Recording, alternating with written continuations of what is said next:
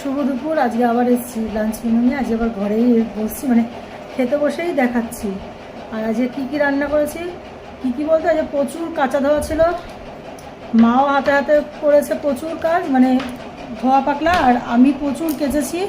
এই করে আজকে আমাদের সারাদিন গেছে পয় পরিষ্কার করতে করতে, ঝাড়পুছ করতে করতে। আর আমি কাঁচা ধোয়া করেছি, মা ঝাড়পুছ করেছে।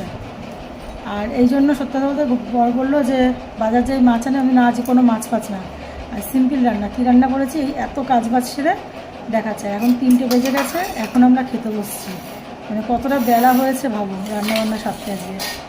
এই যে গরম গরম একারি ভাত, আর এই যে দেখো পেঁপে সিদ্ধ একদম তাকিয়েই আছে, উঁকি মারছে না, তাকিয়ে আছে। আর ধোয়া উঠছে কিন্তু ভাত দিয়ে, দেখো।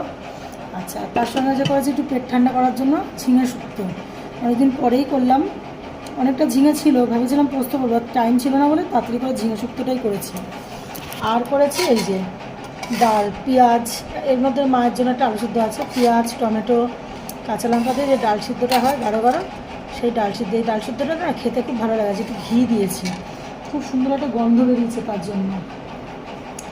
আর করেছি এই যে কষা কষা লাল লাল একদম, দেখেছো একদম কষা ডিমের কারি। বর মেয়ে বলেছিল যে ডিমের কারি খাবে, তাই ডিমের কারি করেছি। সঙ্গে এখানে আছে চাটনি। আজকে আর বেশি শশা কাটা হয়নি, এই যে একটা শশাকে কেটে নেওয়া হয়েছে, কারণ আমি আর বড়ি খাবো, আর কেউ খাবে না। আর তার সঙ্গে আছে এই যে এক প্লাস্টিক আজকে আলু ভাজা নিয়ে এসছে বলে আমি আর কোনো ভাজাভুজি কিছু করিনি। মানে বর বুঝেছে যে আজকে আমাদের খাটনি হচ্ছে, ওই জন্য নিয়ে এসছে। তো আজকে এই হচ্ছে আমাদের সিম্পল রান্না। কালারগুলো কেমন এসছে একটু কমেন্ট করে জানিও, আর রান্নাগুলো কেমন লাগলো সেটাও বলো। আর কার কার বাড়িতে কী রান্না আছে সেটাও কিন্তু জানাতে ভুলো না। আর এই ফাঁকিবাজি রান্না আমার মতন কে কে করো বলো একটু। তা চলো বন্ধুরা, খাওয়া দাওয়া করা যাক, অনেকটাই তো বেলা হয়ে গেছে।